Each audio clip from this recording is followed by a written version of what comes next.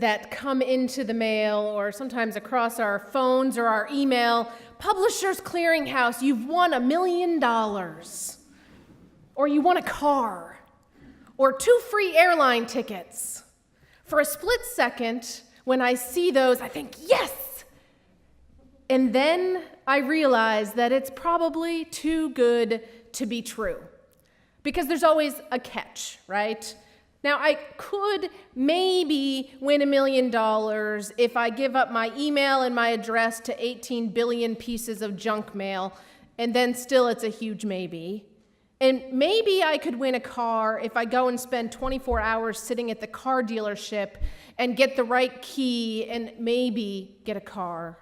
Or maybe I could get some airline tickets, but I can only fly on the leap year of next year at 2:30 in the morning to Nebraska. Usually, these things are too good to be true. And I think that that's kind of what the disciples thought about the women who came racing from the tomb that first Easter morning and said, Jesus is risen.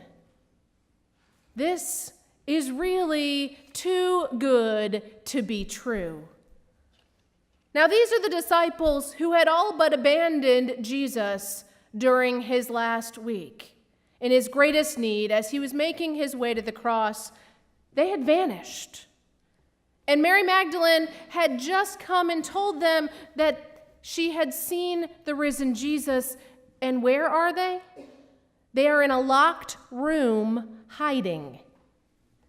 They aren't out rejoicing that Mary had brought them news that Jesus had risen. They aren't out spreading the news that Jesus was risen because this news was too good to be true.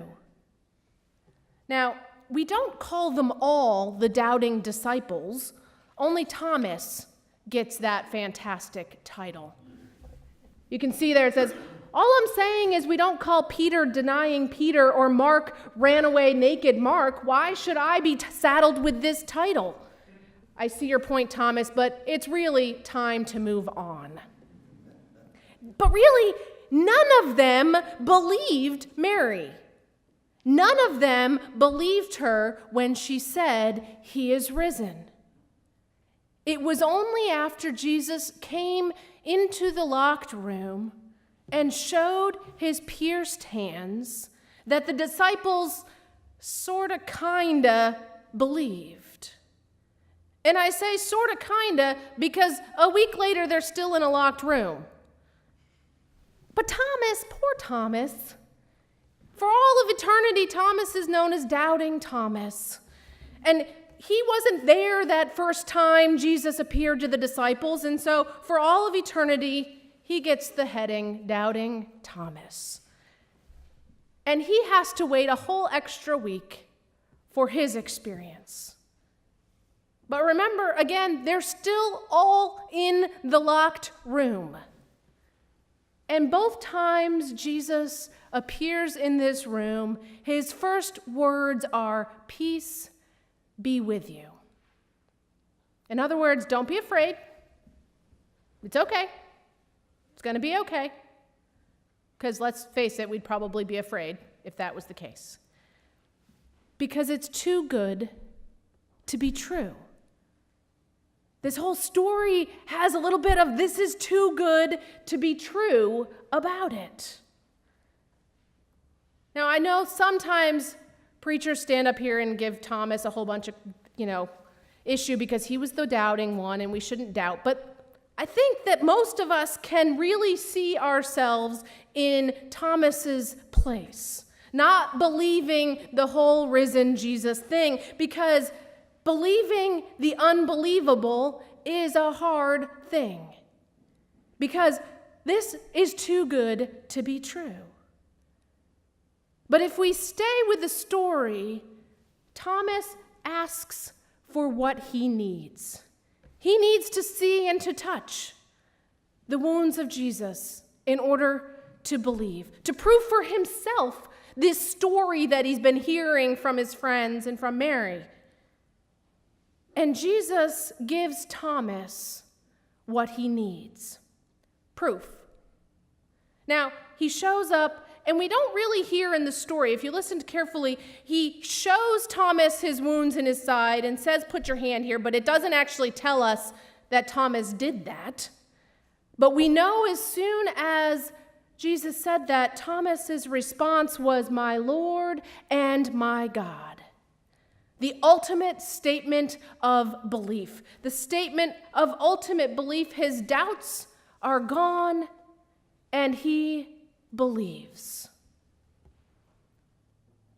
But what about us? We don't get to be in that locked upper room as Jesus appears. We're not the first-hand witnesses to this amazing event. So do we believe upon hearing? I don't know. Sometimes I say yes, and sometimes I say, I don't know, depending. But I do know that something happened.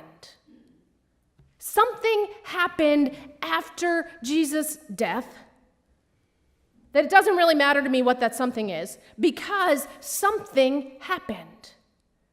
These disciples who were huddled in a locked room didn't stay huddled in a locked room. They left. They started telling people that they were following Jesus, the risen Jesus. They started inviting other people into the story. They didn't stay hidden. They didn't abandon Jesus forever.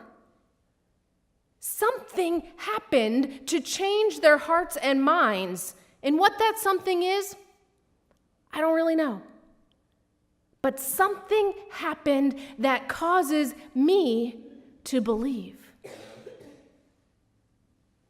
Because 2,000 some odd years later, we sit here and tell the same story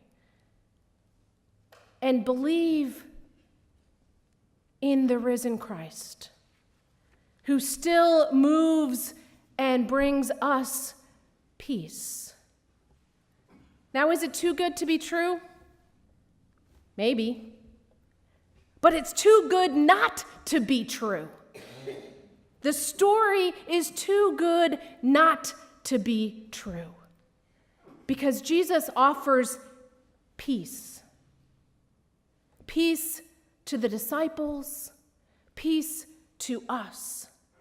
As Cyril of Alexandria in the 5th century wrote, Jesus' words, when Christ greeted his holy disciples with the words, "Peace be with you," by peace he meant himself, for Christ's presence is always bringing tranquility to the soul. It's too good not to be true that peace of Jesus can fill us. It's too good not to be true that, as the poem said, the captain of your heart and soul never jumped ship and abandoned you. The peace Jesus gives us is always with us, whether we fully understand all of what happened or not.